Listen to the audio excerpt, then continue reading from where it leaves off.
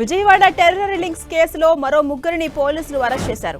బీహార్లోని ఔరంగాబాద్కు చెందిన అజంతుల్లా ఖాన్, రాజస్థాన్లోని జోధ్పూర్కు చెందిన జిషాన్ అబ్దుల్ మజీద్, మహారాష్ట్రలోని నవీ ముంబైకు చెందిన షేక్ ఫైజ్ను పోలీసులు అదుపులోకి తీసుకుని విజయవాడకు తీసుకొచ్చారు.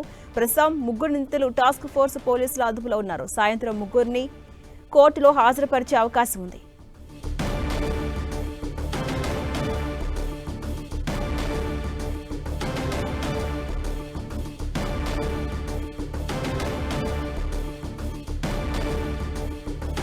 ఇదే అంశంపై మరింత సమాచారం మా ప్రతినిధి జయచంద్ర అందిస్తారు.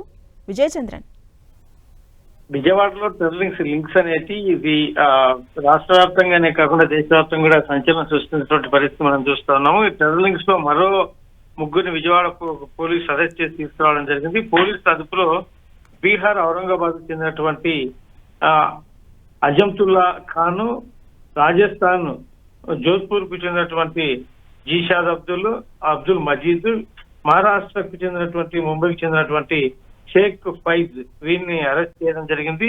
వీళ్ళు accused number 8, accused number 9, accused number 13గా వీరిని గుర్తించారు.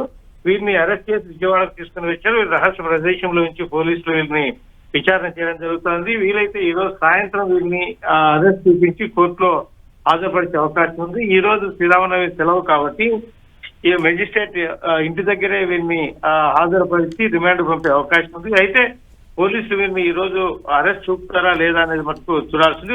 వారి వద్ద నుంచి కొంత సమాచారం సేకరించిన తర్వాతే పోలీసులు అరెస్ట్ చూపే అవకాశం ఉంది.